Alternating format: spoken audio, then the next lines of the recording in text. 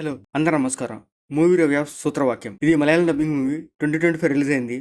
ఈటీవీలో స్ట్రీమింగ్ అవుతుంది. మలయాళం యాక్టర్స్ లో షైన్ టామ్ చాకో తన యాక్టింగ్ చాలా బాగుంటుంది. ఇతను ఒక డిఫరెంట్ కైండ్ ఆఫ్ యాక్టింగ్ ఉంటుంది అనమాట.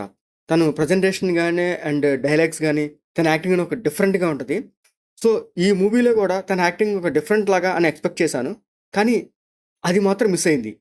ఇతను ఒక పోలీస్ ఆఫీసర్ అయినా కూడా యాక్టింగ్ వచ్చేసరికి కొంచెం డిఫరెంట్గా, కొంచెం నెగిటివ్ షేడ్ లాగా చేస్తాడనమాట. సో అలాంటి కైండ్ ఆఫ్ థింగ్స్ ఈ మూవీలో ఎక్కడా లేవు.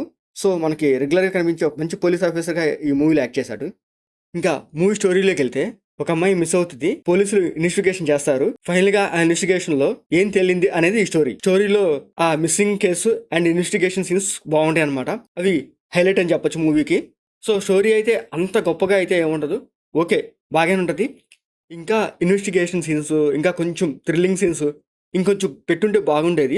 సో కేరళ స్టేట్లో ఒక మంచి పోలీస్ ఉండాలి అనుకుంటే ఎలా ఉండాలి, ఏం చేస్తాడు, ఆ పాయింట్స్ వరకే బేస్ చేసుకుని ఈ మూవీ చూపిస్తాడు అనమాట. మనకి ఎక్కడ ఇన్వెస్టిగేషన్స్ కానీ ఆ థ్రిల్లింగ్ సీన్స్ కానీ అలాంటివి అయితే మనం ఎక్స్పెక్ట్ చేస్తే ఈ మూవీ డిసప్పాయింట్ అవుతుంది. సో మనం అలాంటి ఏ ఎక్స్పెక్టేషన్స్ లేకుండా చూస్తే ఈ మూవీ బాగుంటుంది అనమాట. కంప్లీట్గా ఒక మంచి పోలీసు ఎలా ఉండాలి, ఏం చేస్తే బాగుంటుంది, సొసైటీలో పోలీస్ అంటే ఎలా ఉండాలి, జనాలకి పోలీస్ అంటే రెస్పెక్ట్ ఎలా ఉండాలి అనేది మూవీ సీన్స్ చూపిస్తాడు. దాంట్లో చాకో క్యారెక్టర్ వచ్చేసరికి చాలా బాగుంటుంది. సో తను బయట ఎలా ఉంటాడో ఆల్మోస్ట్ మూవీలో కూడా సీన్స్ కూడా యాక్చువల్గా కొన్ని అట్లాగే చూపిస్తుంటారు అనమాట.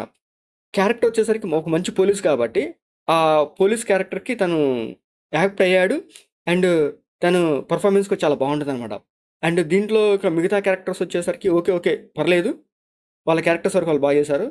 మ్యూజిక్ కూడా ఓకే పర్లేదు, అక్కడ కొన్ని సాంగ్స్ బాగానే ఉన్నాయి.